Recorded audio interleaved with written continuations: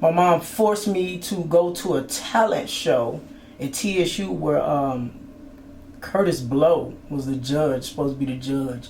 It was a contest that was promoted on KTSU Kids Jam. I don't know if you remember Lester Pace, Jazzy Red, Terry T, aka King T. Of course. The late great Wicked Cricket, R.I.P. You know what I'm saying? And my mom, you know, she would hear me playing the music. She was like, what kind of contest is that? You gonna win some money in a record contract? You going? I'm like, man, I don't want to go to that because, you know, I'm just newly blinded. So, you know, my social life was, you know, nothing. I was drab. I didn't even hardly have any friends during this time because pretty much all the friends that I had, now that I'm blind, you know, they didn't really know how to react to me or how to even deal with me. Like, dude, you know, just last summer we was doing this and now you like this, you know, so pretty much the friends kind of fell by the wayside. And then, plus I was getting antisocial. So anyway, she dragged me, long story short, she dragged me over to this contest. And most people at that time, you know, they had their cassette. I'm giving away my age, but you know what I'm talking about. They had their cassettes up there.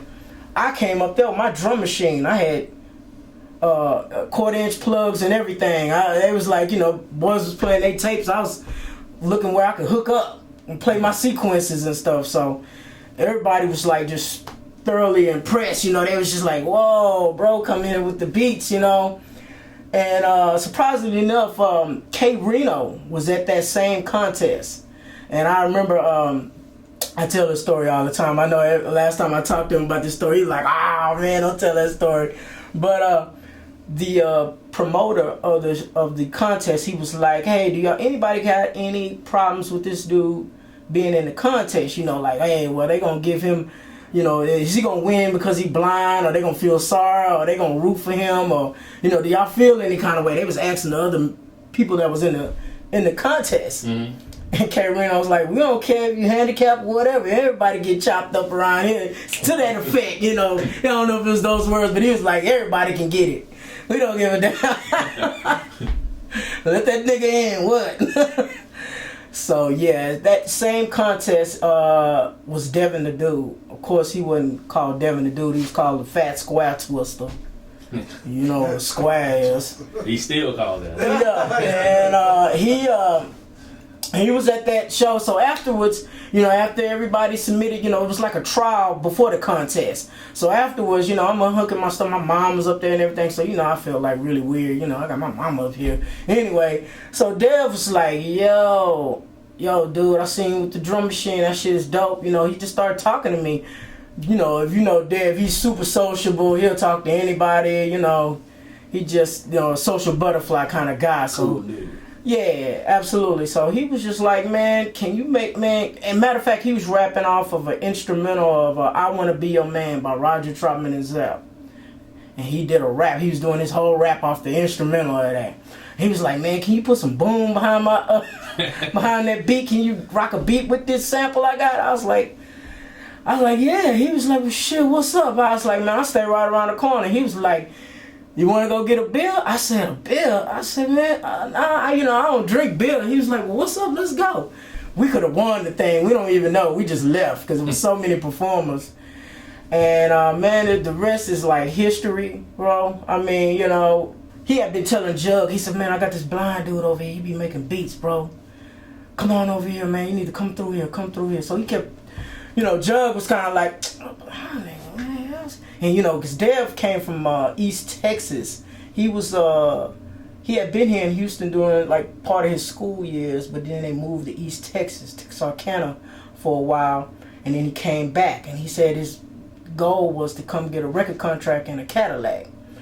And, yeah, that was what he said. That he said anything over and beyond that would be just pure blessing, you know, blessing. So, he had been, so when he came back, and he talked to Jugg, he was like, I'm back. He was like, man, you still rapping, nigga?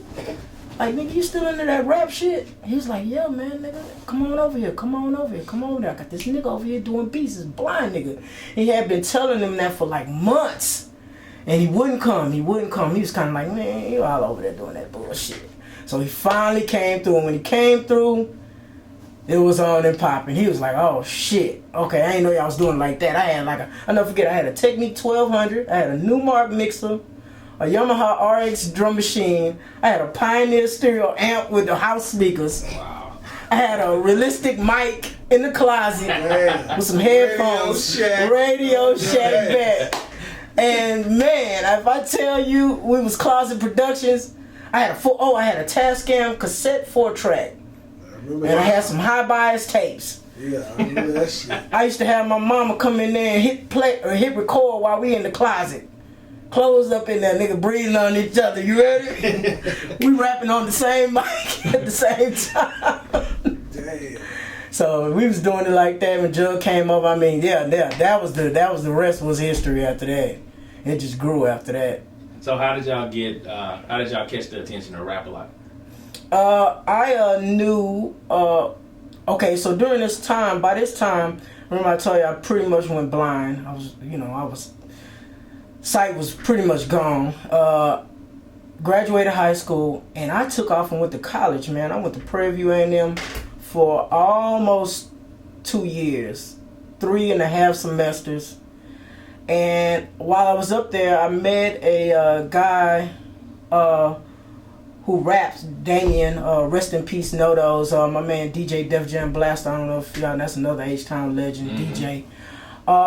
They were good friends with Crazy C, which is, at the time, was DJing and doing production for Rap-A-Lot and Scarface.